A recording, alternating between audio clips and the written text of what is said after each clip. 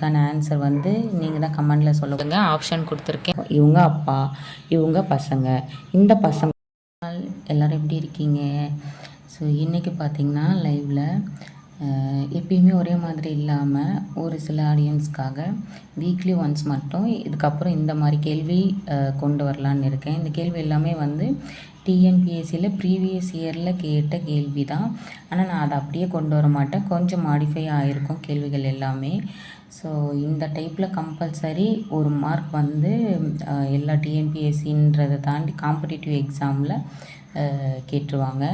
சரி, நான் 2 கொஸ்டின் கொண்டு வந்திருக்கேன். இது ஃபஸ்ட்டு கேள்வி. இதுக்கான ஆன்சர் வந்து நீங்கள் தான் கமெண்டில் சொல்ல போகிறீங்க. செகண்ட் கேள்வியை வந்து நான் எப்படி ஆன்சர் வருது அப்படின்றத எக்ஸ்பிளைன் பண்ணிடுறேன். சரி வாங்க கொஸ்டின் ஒரு தடவை படிச்சிடலாம். ஓகே. கா என்பவர் ஞாவின் மகன். ஞாவின் மகன் சா மற்றும் சா ஞாவின் அப்பா ஆவார். ஞாக்கும் ஞாவின் ரிலேஷன்ஷிப் என்ன? அதாவது கா அப்படின்றவங்க ஞாவின் மகன், ஞா அப்படின்றவங்களோட மகன் வந்து சா. அதுக்கப்புறம் சா அப்படின்றவங்க ஞாவின் அப்பா. அப்போ ஞாக்கும் ஞாக்கும் என்ன ரிலேஷன்ஷிப்? இதுதான் கேள்வி. ஸோ இது உங்களுக்கு டஃப்பாக இருக்குது அப்படின்னா ஏபிசிடி அது மாதிரி கூட மாற்றிக்கலாம். நான் வந்து கொஞ்சம் மாடிஃபை பண்ணணும் அப்படின்றதுனால இது எல்லாத்தையுமே மாற்றி கேள்வி கொண்டு வந்திருக்கேன். ஸோ கொஸ்டினில் என்ன கொடுத்துருக்காங்களோ ஃபஸ்ட்டு அதை எழுதிப்போம். கா அப்படின்றவங்க ஞா அப்படின்றவங்களோட பையன், மகன். சரிங்களா? கா அப்படின்றவங்க ஞாவோட மகன். அப்போது ஞா அப்படின்றவங்க அப்பா இந்த இடத்துல. சரிங்களா? அப்பா. அப்போது ஞாவின் மகன். ஸோ ஞாக்கு இன்னொரு மகனும் இருக்காங்க, அவங்க தான் வந்து சா. இப்போ பார்த்திங்கன்னா சாவும் மகன்கள். ஞா அப்படின்றவங்க அப்பா. ஞா அப்படின்றவங்களுக்கு கா சா அப்படின்றவங்க 2 மகன். கா சா அப்படின்ற 2 மகன் இருக்காங்க. அதுக்கப்புறம் சா அப்படின்றவங்க ஞாவோட அப்பா.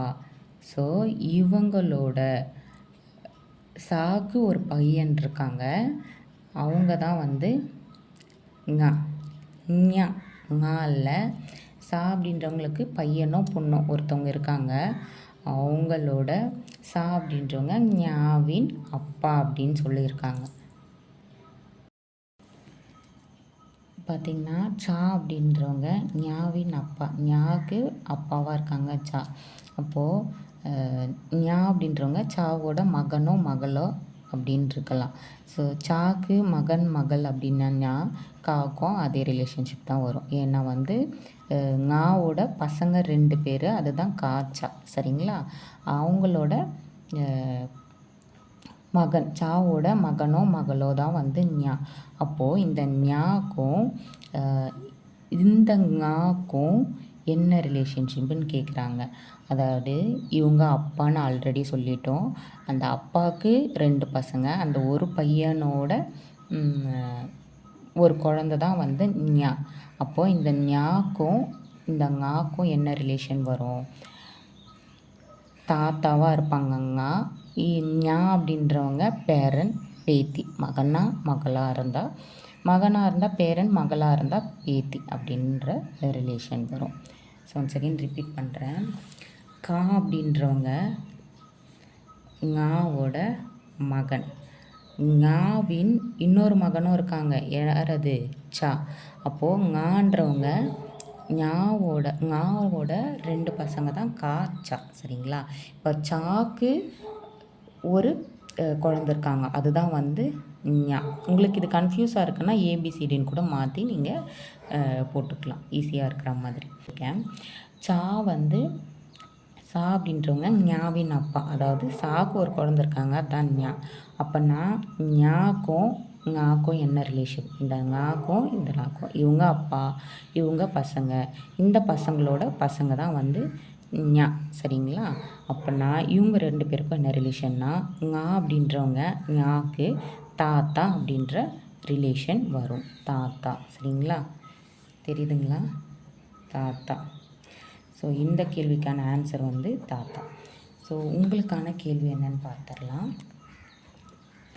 உங்களுக்கான கேள்வி என்னன்னு பார்த்தீங்கன்னா, ஆர் என்பவர் பியின் சகோதரி, கியூ என்பவர் எஸ்ஸின் சகோதரர், பி என்பவர் கியூவின் மகள், ஆருக்கும் கியூவிற்கும் என்ன ரிலேஷன்? அதாவது ஆப்ஷன் கொடுத்துருக்கேன். ஒன்று வந்து அத்தை, 2வது ஆப்ஷன் மகள் அப்பா அப்படின்ற ஒரு வரும், 3வது ஆப்ஷன் மகன் அம்மா அப்படின்ற ஒரு வரும். எது கரெக்டோ நீங்கள் கமெண்டில் சொல்லுங்கள். நெக்ஸ்ட் ஒரு வீடியோவில் இந்த கேள்விக்கான ஆன்சர் எது கரெக்டு அப்படின்றத நான் எக்ஸ்பிளைன் பண்ணிடுறேன். வீடியோ வாட்ச் பண்ணதுக்கு தேங்க்யூ.